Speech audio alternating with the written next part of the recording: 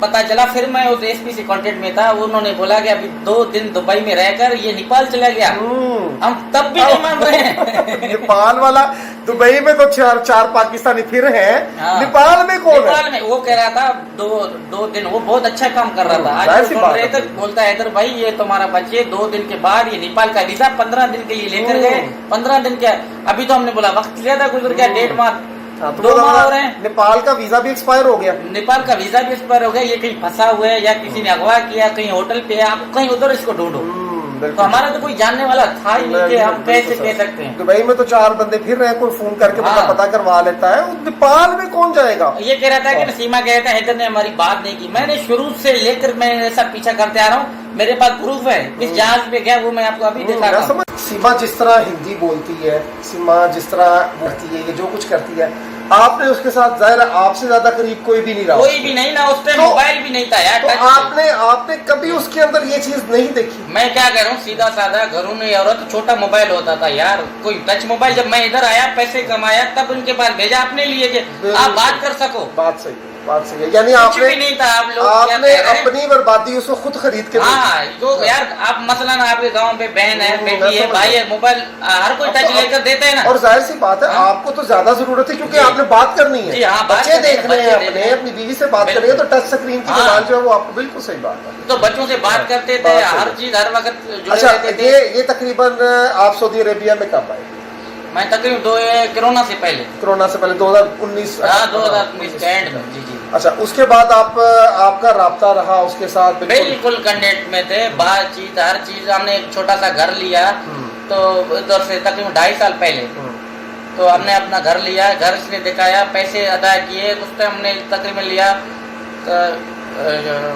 पता नहीं 13 लाख है या 14,80,000 है, ऐसे हमने लिया। बाकी पैसे पे किए, घर देखा, हर चीज क्लियर किया। और शिफ्टिंग भी की? नहीं, शिफ्टिंग नहीं की। ठीक है।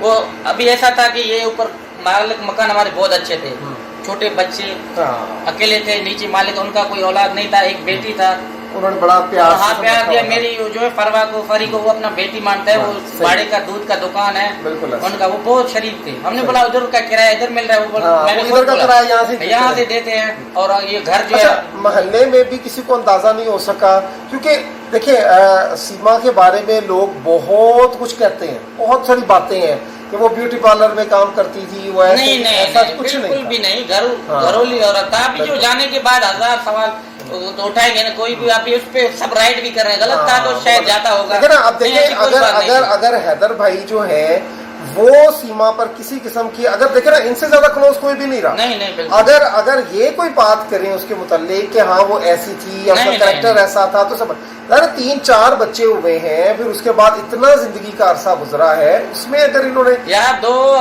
ये 10 मई तक, जब ये घर से 11 मई को गया, 10 मई तक भी हम ऐसे क्लोज थे। इमरान खान का गिरफ्तारी हुआ 3 बार। अगर सीमा खुद भी सुन रहे हैं, लोकल कॉल पे फोन की, 00 सिम था, अपने नाम पे इसने निकाला था। इधर बात नहीं हो पा रहा है। मैंने बोला मुझे पता है कि नेट नहीं है, इमरान खान का गिरफ्तारी हो गया 3 बार, आप क्यों पैसे जाया कर रहे हो? बोलते नहीं, मुझे जो है ना उलझन होता है, आपसे बात नहीं करता। 11 तारीख से अब ऐसे समझो बंद हो गया, तो उसके बावजूद वो इंकलाब कर रहे हैं। इंडिया मीडिया में क्या क्या कह रहे हैं, क्यों किसी के ऊपर यार बंदा झूठ बोले? आपको क्यों मतलब आपको लगता है कि क्या वजूहात हो सकते हैं इसके बाद? क्योंकि लोग बहुत सारी बातें करते हैं, आप अपने दिल की बात बताएं, या आपका ज़हन क्या इस चीज को समझता है? यार मैं तो ये कह रहा हूँ कि इसको बरगलाया गया या इसको झूठा तसल्ली दिया, ये हो सकता है। औरत है, किसी के दिमाग में आ गया। उसके जाने के बाद ये यही सोच रहा है कि अभी मेरे पाकिस्तान में जो जाऊंगा मेरे साथ क्या असर होगा।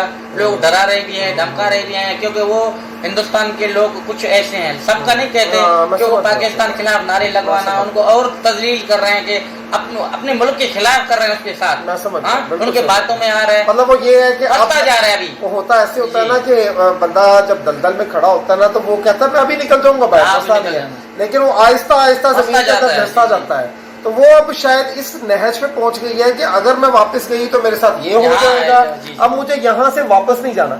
अच्छा, सवाल ये आता है कि क्या जो है आप ला इलम रहे, या इसने बताया ही नहीं, या किसी को भी नहीं पता इस बात का पाकिस्तान में? नहीं, बिल्कुल मैं बिल्कुल ना इलम था। थोड़ा सा शक शुबा भी, क्योंकि अगर शक शुबा हो जाता है तो बंदा फौरन से पहले कोई ना कोई एक्शन लेता है, कुछ भी नहीं था और कुछ नहीं, बंदा खुद चला जाता है कि हाँ ये मामला क्या हो रहा है। बिल्कुल। अच्छा, अब एक जब घर बेचा तो ये मुझसे तो बात करता था 1.5 माह इसने घर पहले बेचा, ये तो घर का मालिक था ना, चोर तो नहीं था मैं किसी से और से पूछूं भाई हमारा घर है कि नहीं है। जब एक मालिक है, आप अपनी बीवी के ऊपर यकीन करके मेरे पास बैठा हुआ है, या अभी चौकीदार बैठा कर इधर आया है कि मैं जाऊंगा पीछे, ये क्या कर रहे हैं? ऐसे ही यकीन के साथ सब कुछ होता है। प्रदेश में जितने भी लोग हैं उनकी बीवियां वहां पर हैं, वो एक रिश्ता, ये असल में रिश्ता ही एतमाद का है ना, एतमाद और यकीन का रिश्ता है। और जब आप किसी पर इतना ट्रस्ट करते हो और फिर बच्चे हो गए, या तो ये हो ना कि बच्चे नहीं है, वो अकेले, चलो हमारे साथ ये इख्तिलाफ होते, अच्छा नहीं रहता, लड़ाइयाँ थी, खर्चा नहीं भेज रहे, मामलात नहीं कर रहे, महीने का खर्चा जाता है, सारे मामलात उठाए जा रहे हैं, उसके बावजूद फिर आपके लिए तो बड़ी शॉकिंग न्यूज होगी। आप तो जो है वो वही चुप गया भाई, यकीन करो कि मैं फिर भी नहीं सोच रहा था कि ये कहाँ चला गया। मैंने सोचा कि इसी को किसी ने, पाकिस्तान में एक खातून है, घर बेच के किसी डकैतों के पास चला गया, किसी ने अगवा की, अल्लाह की जात का गवाह है, हम कभी नहीं सोचा कि ये ऐसा कदम उठा सकता है। हमने पाकिस्तान में इसका नंबर ट्रेस करवाए, हम कहाँ कहाँ ढूंढा, इसका मोबाइल का जब एमएन कोड पता चला, वो एसपी कह रहा था कि हैदर भाई जमीन इधर से इधर हो जाए, अगर ये पाकिस्तान में है ही नहीं, आप इसको बाहर ढूंढो। एमआई कोड बता नहीं रहा था, अगर पाकिस्तान में होता किसी कोने पे होता ये बताता ये कि पाकिस्तान में है। ये पाकिस्तान में मोबाइल पाकिस्तान में नहीं है, ये मोबाइल पाकिस्तान में नहीं है, मुझे पता है ये मोबाइल मेरी घरवाली का है। अभी अच्छा, आपको कब पता चला कि वो घर नहीं है? ये 10 मई से 2 दिन पहले तो ये गायब हो गए हैं। हमने एक एनसी कटवाई के गुमशुदा का, कि बच्चे कोई किसी के नाम नहीं ले सकते ना, कहाँ चले गए, नामालूम अपराध। हमने एनसी कटवाई, वो तारीख की पड़ा हुआ है कि मेरा अब्बू, इनका भाई, मेरा एक संडू, तीनों गए। उन्होंने बोला भाई किसी का नाम लो, भाई किसी का नाम ले, पता ही नहीं हम किसी के नाम ले। बिल्कुल सही हो गया। हम यही सोच रहे थे कि ये औरत था, इसी को किसी ने बरगलाया, अगवा किया, पैसे भी इतना भारी रकम लेके गया, घर भी बेचा हुआ है 4 बच्चों के साथ। हम यही इंसान था, कोई फोन आएगा, कोई पैसे की मांग करेगा। बिल्कुल सही बात, ईमानदारी। मतलब डाकू वाला बड़ा एक होता है कि डकैती हो गई, वो अगवा कर लिया, अगवा बातों में आ गया, अभी फंस गया, बिल्कुल सही, तो आज नहीं तो कल रास्ता होगा। अच्छा, फिर आपको कब पता चला कि वो इंडिया में है? तकरीबन 1.5 माह के बाद। 1.5 माह तक आप उसको पाकिस्तान में ढूंढते रहे, मगर हाँ इधर हमने मोबाइल ट्रेस करवाया, एसपी ने बोला कि ये पाकिस्तान में नहीं है। मैंने जहाज एनसी कार्ड डलवाया, उन्होंने बोला भाई ये दुबई गए।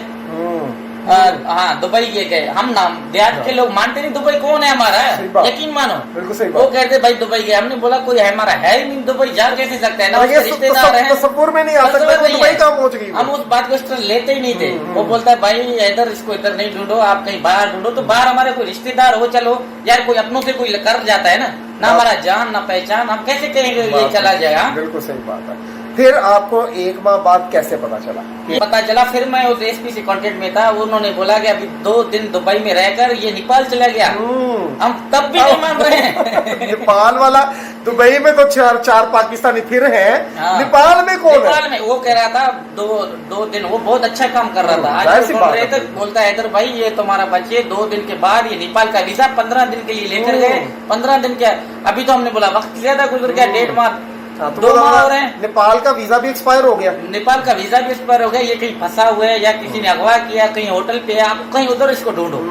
तो हमारा तो कोई जानने वाला था ही नहीं कि हम कैसे कह सकते हैं। दुबई में तो 4 बंदे फिर रहे, कोई फोन करके पता करवा लेता है। नेपाल में कौन जाएगा? ये कह रहा था कि सीमा कह रहा था हैदर ने हमारी बात नहीं की। मैंने शुरू से लेकर मैं ऐसा पीछा करते आ रहा हूँ, मेरे पास प्रूफ है, किस जहाज पे गया वो मैं आपको अभी दिखा रहा हूँ। समझ गया, बिल्कुल देखिए ना, जो आपने जो ये पता करवा लिया है कि 15 दिन का वीजा नेपाल में है, तो जाहिर सी बात है वो सारा रिकॉर्ड निकला है, तो पता चला निकला है। तस्वीरें बच्चों के एयरपोर्ट की आए, मैं अपने लोगों को दिखाऊं, वो मानने के लिए तैयार नहीं, कैसे जा सकते, ये झूठ है, बोलते हैं। अच्छा, आपके लिए कितना शॉकिंग था ये? कितनी मैं सोच रहा था कैसे हो सकता है, ये हो ही नहीं सकता। अगर कहीं भी गया, शादी पे गया है किसी के, मैंने इनके बहनों से पूछा कि किसी से राब्ता था, ताल्लुकात था, कौन हमारे घर आता जाता था, बोलता ऐसी कोई बात ही नहीं है। अच्छा, इसके बाद जब आप इंडिया चले गए, इंडिया ऐसे में शाम को बैठा, ऐसे में हरम पे जाके रोज रोता था। ये रोने की पहली है जो है ना, बच्चे याद आते थे, मैं हरम जाता था, रोता था, और फिर कहाँ चले गए ये नहीं पता था ना। ये सबसे खतरनाक है कि कौन सी मुश्किल में मेरे कौन सी मुश्किल में है, कहाँ है, कौन सी हालत में है, किसके पास है,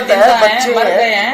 मैं पूरा टूट चुका था बिल्कुल भी। अगर आखिरी उम्मीद भी देखा ना थोड़ी तसल्ली हो गई।